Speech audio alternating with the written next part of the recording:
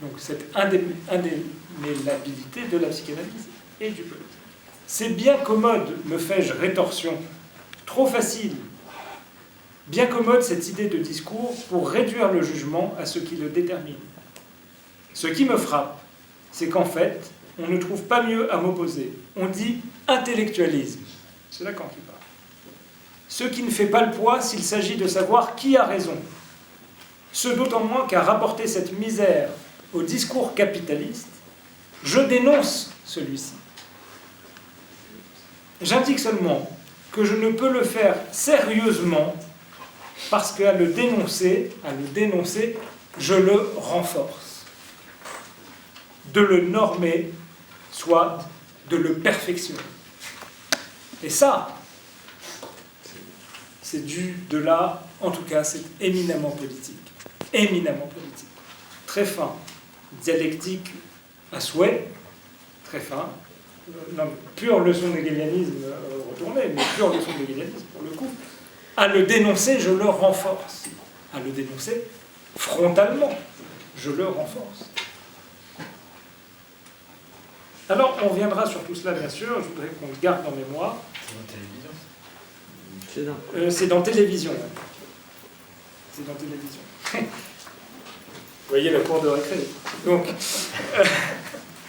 Donc, je voudrais qu'on garde ça en mémoire et qu'on poursuive encore un peu sur... On a un peu de temps, on a un peu de temps. Ça va, vous venez? Ouais. C'est gentil. Et reprendre donc sur le lien social et sur le... C'est important le pathos. Donc, à mon avis, c'est une affaire de métro. Non. Il y a des groupes de... C'est une affaire de style.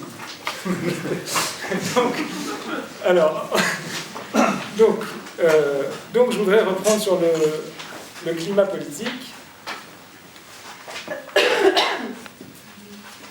Le climat politique. Donc, le climat politique est tel, en ce moment, qu'une ministre noire de peau, Madame Taubira, est, comme elle le dit si bien elle-même, exclue de la famille humaine, je la cite.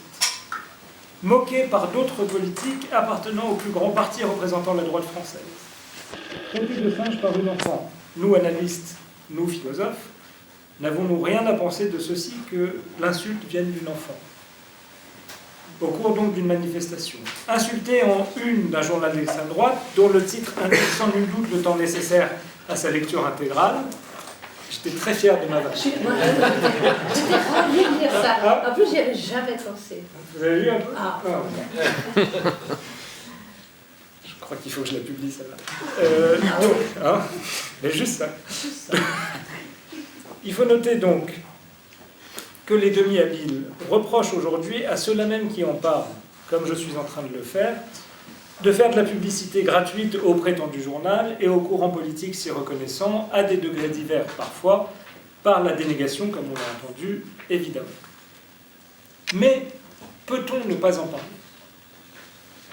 Comme chacun sait aujourd'hui, longue, trop longue, aura été la réaction, finalement appelée, attendue et regrettée par la ministre elle-même. Depuis, les initiatives n'ont cessé. Il faut le noter. Il faut le noter et nous affliger de devoir relever que réaction il y a finalement eu. Quoi de plus normal? Cette même ministre, il faut le rappeler, et je crois d'ailleurs que c'est là tout sauf un détail, ou si c'est un détail, eh bien pour les analystes alors, comme nous le disions tout à l'heure, c'est un appel très fort, en tant qu'elle n'existe la psychanalyse que de son attention aux dits détails, à celui-là en particulier par exemple. Cette même ministre, donc, a coutume de citer les auteurs, et les auteurs les plus difficiles dans ses discours, je pense, ce qui m'a ravi, à Lévinas et à René Char, par exemple, entre autres. Est-ce que cela n'a vraiment rien à voir avec la haine s'exprimant au contraire? Alors oui, peut-on ne pas en parler? Et qu'aurait été ne pas en avoir parlé immédiatement dans le sursaut de quelque chose comme un réflexe? Enfin, j'ajoute à tout cela encore, malheureusement encore, qu'est pointé du doigt. Cela monte depuis quelque temps, et malheureusement, j'ai, comme beaucoup d'autres, un certain flair pour ce genre de choses. Quand ça monte, on le sent. Monte depuis quelque temps, et de plus en plus jusqu'à la semaine dernière, où un maire UMP du Var a eu ce mot dont je vous laisse apprécier tous les relents, mot enregistré, je crois, à son insu, selon lequel les pompiers étaient peut-être arrivés trop vite pour éteindre un incendie dans, je mets des guillemets, et vais m'expliquer d'ailleurs, un camp de Rome, donc, disais-je, et pointer et accuser une communauté. J'ai mis des guillemets, donc, à ce mot, pour plus d'une raison, qui tient à la teneur de mon propos. Car, que veut dire aujourd'hui communauté? Qu'est-ce que c'est que le commun d'une communauté? Qu'est-ce qui est commun dans ce commun? Où l'on sent bien cependant que la question n'a pas la même teneur lorsqu'on la pose au sujet du tissu social, du lien social. Qu'est-ce que la communauté? Qu'est-ce qui fait le commun de la communauté? L'essence, s'il y en a, de ce qui s'appelle ou de ce qu'on désigne comme communauté, etc. Ou donc, et vous allez entendre à quel point ça n'est pas la même question, ou bien donc, lorsqu'on accuse de tous les malheurs, de toutes les fautes du monde, un groupe humain. Qu'est-ce que cette communauté? Qu'avons-nous de commun avec cette communauté? Cela s'entend, n'est-ce pas? Et ainsi, voilà la communauté d'un nous se nouant à énoncer la question: qu'est-ce que cette communauté? Cette communauté que nous ne sommes pas, se formant comme nous donc, d'indiquer un eux que ce nous n'est pas. Et ainsi, voilà deux communautés, au moins, prêtes à la destruction, à la guerre, à la ségrégation, comme le dit très bien Lacan. Cette logique est connue, usée jusqu'à la corde, mais on le voit, elle fonctionne comme au premier jour. Nous voyons donc bien que la teneur de la question n'est plus la même lorsqu'on le pointe, ce groupe dit communauté, mais justement, j'interroge ici, je veux l'interroger avec vous au titre de l'éthique, justement, et de l'éthique avec la psychanalyse. Ce n'est donc pas la même chose, disais-je, d'user de ce terme, de cette notion communauté, en en faisant une explication, un principe explicatif, la cause ou la raison des difficultés éducatives, sociales, financières, économiques, migratoires, politiques, géographiques, sécuritaires, et j'en passe, d'un pays. Communauté, donc, appelée par beaucoup, et c'est de là que je suis parti pour commencer à vous présenter ces questions qui me semblent décisives. Il faudrait dire donc cette communauté désignée, non pas appelée, comme les Roms. Question importante. Qui sait ce qu'il y a sous ce nom, les Roms? Qui sait vraiment ce qu'il dit en disant les Roms? Communauté, donc, désignée sous ce nom. Et ne fait-on pas toujours violence, extrême violence, à tel ou tel sujet, à la singularité de tel ou tel sujet, dès lors qu'on commence à le désigner et à l'identifier à une communauté? Donc en le faisant appartenir à une communauté, car communauté signifie toujours communauté d'appartenance. Donc, et le faisant agir, donc, voire expliquant ses agissements avec, par et au nom de cette communauté. Et donc dont on ne cesse d'entendre qu'ils sont ceci ou cela, qu'ils ont fait ceci ou cela, et dont on ne peut pas ne pas voir, à moins de le vouloir, évidemment, à moins de le vouloir, la fonction évidente de bouc émissaire qu'elle, la dite communauté, occupe ainsi. Il est plus juste de dire, cela va de soi, qu'on lui fait occuper cette fonction, avec tout le monde fantasmatique qui l'accompagne, bien sûr. On lui fait occuper une fonction. C'est cette communauté, c'en était une autre, ça en sera encore une autre après, mais c'est une communauté. Vieille lune, très vieille.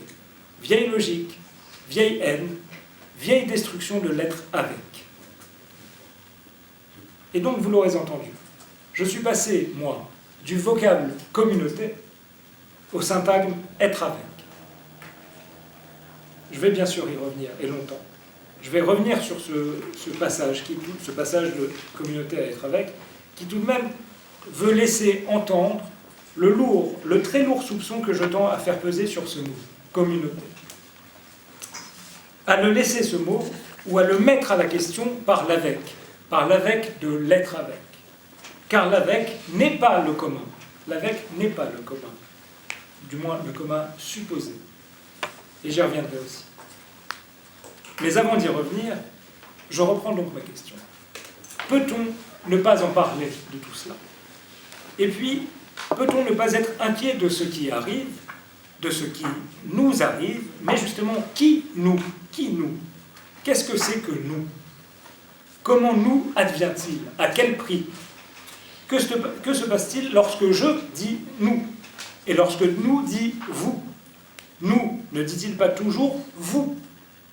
Qu'il le sache ou l'ignore, qu'il le veuille ou non, qu'il le dise en parole, en langue, ou le taise, ou encore le nie. Oui, peut-on ne pas parler de ce qui arrive aux uns et aux autres, et surtout aux uns avec les autres? Le vivre ensemble. Vivre ensemble. Et voilà une définition de la politique. Je savais que je le savais. Mais je ne savais plus que je savais ça.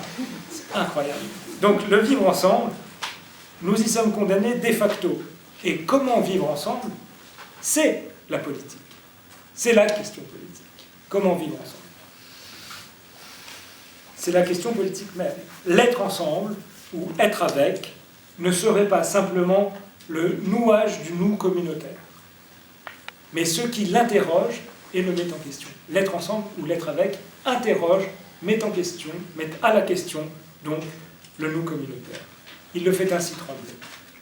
Je voudrais essayer de penser un être avec tel qu'il ébranlerait la pente fusionnelle et communielle de toute idée de communauté, et ce sans pour autant perdre l'avec.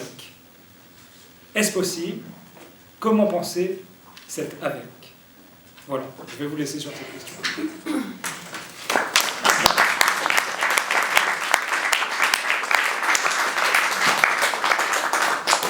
Votez pour moi. Merci Stéphane, parce que c'est vrai que j'étais un peu impatiente d'entendre quelque chose après tout ce qui s'est passé. Et en effet, Madame Taubira, c'est vrai que la lenteur de la réaction a été insupportable. Voilà, donc heureusement que nous en avions parlé un petit peu ensemble, du caractère insupportable de cette réaction inexistante puis différée. Et je vous remercie beaucoup de l'avoir abordé aujourd'hui. Comme il est tard, peut-être on peut prendre une ou deux questions, et puis il va falloir quitter la salle. Ou commentaires. Ou critiques. Bien sûr.